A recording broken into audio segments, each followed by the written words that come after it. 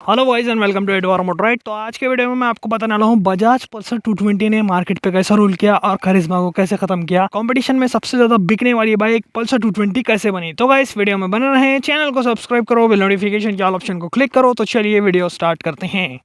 Channel को subscribe करें, bell notification के ऑल ऑप्शन को क्लिक करें ताकि मेरे सारे वीडियोस की नोटिफिकेशन आप तक पहुंचे।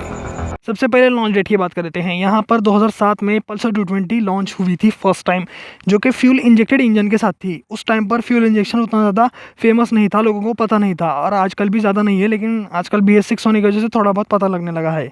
फ्यूल इंजेक्टेड इंजन आता था 220cc का, oil cool single cylinder 4 stroke 2 valve था इंजन, और उसके अंदर आपको DTSI मिलती थी टेक्नोलॉजी। 5 स्पीड गियरबॉक्स ही था अंदर, कुछ एक्स्ट्रा ऑर्डिनरी 6 स्पीड गियरबॉक्स उस टाइम आया नहीं था 220 के अंदर। लेकिन इसके अंदर जो मैक्स पावर आती थी आपको 21 bhp की मिलती थी, जो कि करिश्मा से 4 bhp ज़्यादा है। साथ ही साथ इसके अंदर टॉर्क भी बहुत अच्छा मिलता था। 2007 में 18.7 का टॉर्क देखने को मिलता था, मतलब 18.7 न्यूटन मीटर का टॉर्क देखने को मिलता था। उस हिसाब से देखने जाए तो मार्केट में करिश्मा से ज़्यादा पावरफुल बाइक आ चुकी थी, जो कि 220 थी। और 220 के लुक्स भी बहुत ज़्यादा पसंद थे लोगों को, क्योंकि इसके जो सेमी फेयरिंग है आज भी बहुत ज़्यादा पसंद आती है। लेटेस्ट बाइक फ्रेश बाइक से कंपेयर करें, RS 200 से भी बढ़िया बाइक मेरे को ये लगती है। पता नहीं क्यों 220 से अलग ही प्यार है मुझे भी।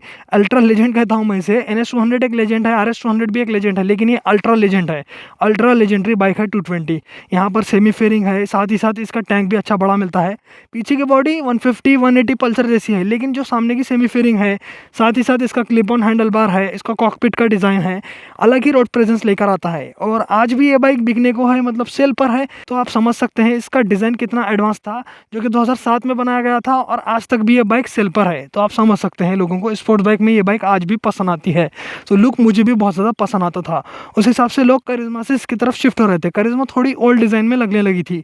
उस टाइम ZMR नहीं आती थी, सिर्फ करिश्मा आ रही थी। 220 लॉन्च होने के थोड़े टाइम बाद करिश्मा ZMR लॉन्च की गई, तब भी लोगों को करिश्मा ZMR उतनी ज़्यादा पसंद नहीं आई। 220 की तरफ ही ज़्यादा लोग जाते थे, क्योंकि इसके अंदर मैक्स पावर उससे ज़्यादा थी और टॉर्क भी इसके अंदर ज़्यादा आता था। माइलेज की बात करें तो 220 अपने माइलेज के लिए ज़्यादा बदनाम थी। पता है क्यों? इसकी जो पावर इतनी ज़्यादा है, DTSI इंजन है, पावर जितनी ज़्यादा है उतनी ही ज़्यादा पेट्रोल पीता था।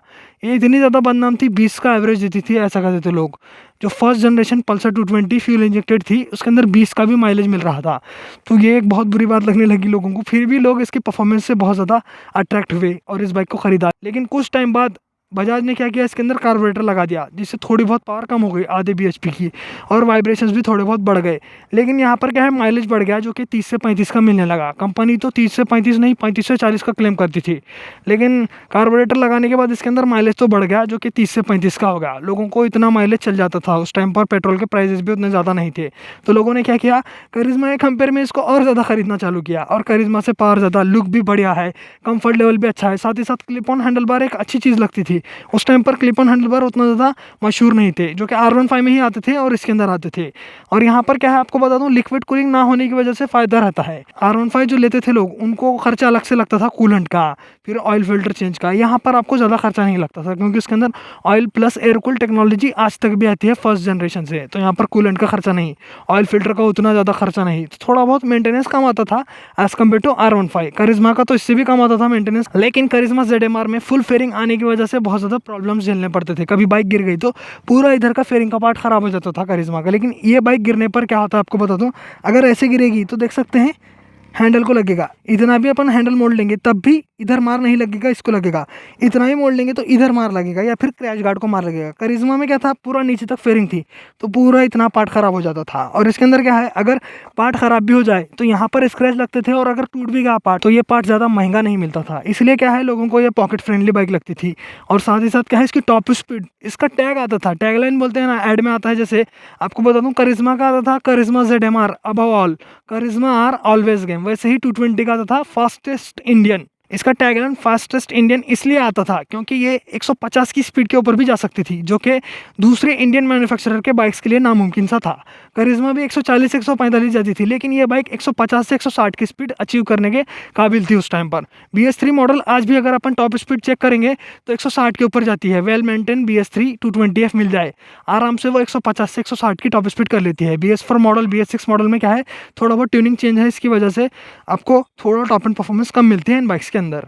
लेकिन यहाँ पर फास्टेस्ट इंडियन पल्सर ये थी। और पल्सर में आपको बता दूँ 3 मॉडल आते थे, 180, 150 और 220। 220 सबका बाप था क्योंकि 220 सीसी था, मैक्स पावर ज़्यादा थी। और इसके अंदर आपको बता दूँ पल्सर के 150 हो और 180 हो, उसके अंदर बहुत सारी चीज़ें सिमिलर थी। लेकिन इसके अंदर क्या है, आपको देखने को मिल जाता था मोटा टायर उन दोनों से। रियर में 120 सेक्शन का टायर 17 इंच का अलॉय, फ्रंट में 90 सेक्शन का टायर आता था, जो कि उस टाइम पर मोटे टायर क्या है ज़्यादातर बाइक्स में आता नहीं था, इसलिए ये बाइक को ज़्यादातर लोग ध्यान भी देते थे। और इसके अंदर इंस्ट्रूमेंट कंसोल भी बहुत अच्छी चीज़ थी उस टाइम पर, क्योंकि सेमी डिजिटल इंस्ट्रूमेंट कंसोल का ज़माना था उस टाइम, और आज भी है। यहाँ पर टैकोमीटर एनालॉग में मिलता था। इसके अंदर आपको अच्छी खासी इन्फॉर्मेशन मिलती है, अभी भी अच्छी खासी इन्फॉर्मेशन। इसके अंदर आपको speedometer, odometer, trip meter, fuel gauge, Bajaj के आपको देखने को मिलते थे वार्निंग लाइट्स, जो कि आजकल बढ़ाकर साइड स्टैंड इंडिकेटर आ गया, AFE 1 हो गया, और डिस्टेंस टू एम्प्टी हो गया, IFE आ गया। ये सब फीचर्स बढ़ गए इसके अंदर, लेकिन उस टाइम के हिसाब से भी इसके अंदर फीचर्स अच्छे खासे आते थे। तो क्या है, लोगों को ये चीज़ बहुत ज़्यादा पसंद आई। और साथ ही साथ क्या है, लोग लॉन्ग टूर के लिए भी बाइक लेना चाहते हैं, लॉन्ग राइड करने के लिए भी बाइक लेना चाहते हैं, तो 220 की तरफ इसलिए जाते थे क्योंकि राइडर कंफर्ट भी बढ़िया था और पिलियन कंफर्ट भी बढ़िया था, जो कि करिश्मा में भी बढ़िया है। लेकिन 220 क्या है, पता नहीं क्यों लोगों को ज़्यादा पसंद आने लगी। और मुझे भी 220 पसंद आती है, करिश्मा की बात ये अलग लगती थी, लेकिन यहाँ पर 220 एक अलग ही रोल प्ले कर रही थी लोगों के बीच में। लोगों के दिमाग पर अलग से खेल रहा था बजाज के। कम प्राइस में आपको बहुत सारी चीज़ें मिल जाएगी, जैसे कि मैक्स पावर ज़्यादा है, टॉप स्पीड ज़्यादा है, 15 लीटर की टैंक कैपेसिटी। करिश्मा में तो उससे भी ज़्यादा आती थी, और इसकी प्राइस भी करिश्मा से थोड़ी कम आती थी, करिश्मा ZMR मॉडल से।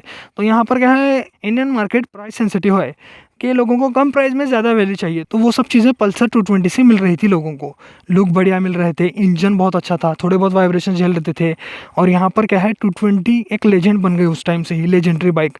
करिश्मा भी एक लेजेंडरी बाइक है, लेकिन 220 उसे किल कर चुकी थी पूरा का पूरा। 2017 जब BS4 नॉर्म्स आए थे, उस टाइम करिश्मा को डिसकंटिन्यू कर दिया गया था हीरो के द्वारा, और ये बाइक कंटिन्यू सेल्स पर थी। और 2021 के अंदर 220 को डिसकंटिन्यू कर देगा ताकि पल्सर F250 और N250 बिके, लेकिन उसके सेल ज़्यादा नहीं हुए। दोबारा से इसे लॉन्च करना पड़ा क्योंकि ये बाइक का जो है क्रेज़ बहुत ज़्यादा है। आज भी पल्सर 220 की वैल्यू बहुत ज़्यादा है इंडियन मार्केट के अंदर, इसलिए बजाज इसे दोबारा से लॉन्च किया और इंडियन मार्केट में रखा हुआ है। और इसके सेल्स भी आज भी अच्छे आते हैं एज़ कम्पेयर टू अदर 220 या 200 सीसी बाइक्स। और ये बाइक मेरे हिसाब से 1,72,000 रुपये में एक अच्छा पैकेज बनता है। इसकी सिटी परफॉर्मेंस बहुत बढ़िया है, इसके अंदर ज़्यादा मोटे टायर आते नहीं, माइलेज भी बहुत अच्छा आता है इसका। न्यू पल्सर में 35 से 40 का माइलेज मिलता है आपको, तो ये भी बहुत अच्छी बात लगती है। लॉन्ग राइड के लिए भी बाइक बहुत ज़्यादा कंफर्टेबल रहती है। तो ये सब चीज़ें दिमाग में बैठ जाती है। और 220 का डिज़ाइन ही सबसे अच्छा चीज़ है। और यहाँ पर एक बहुत अच्छी चीज़ आती थी 2007 के टाइम, प्रोजेक्टर हेडलैम्प मिलता था उस टाइम पर, जो कि किसी को पता नहीं था। प्रोजेक्टर हेडलैम्प ज़्यादातर सुपर बाइक्स में आता था उस टाइम पर। यामाहा R1 हो गई, उसके अंदर मिलता था, सुपर बाइक के अंदर आता था प्रोजेक्टर हेडलैम्प। लेकिन बजाज ने 220 के अंदर प्रोजेक्टर हेडलैम्प डाल के दिया था 2007 के टाइम में। तो समझ सकते हैं बजाज कितना आगे की सोच रहा था।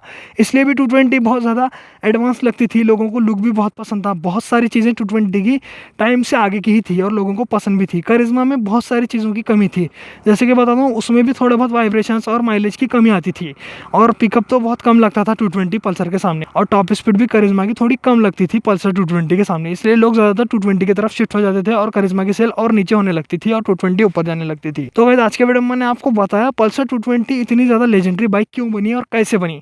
आपको वीडियो कैसा लगा आप कमेंट सेक्शन में बताना। ऐसे ही वीडियोस देखने के लिए चैनल को सब्सक्राइब करो, बेल नोटिफिकेशन के ऑल ऑप्शन को क्लिक करो, इस वीडियो को लाइक करो, अपने दोस्तों के साथ शेयर करो। आज के वीडियो में इतना ही, चलता हूँ, गुड बाय गाइस।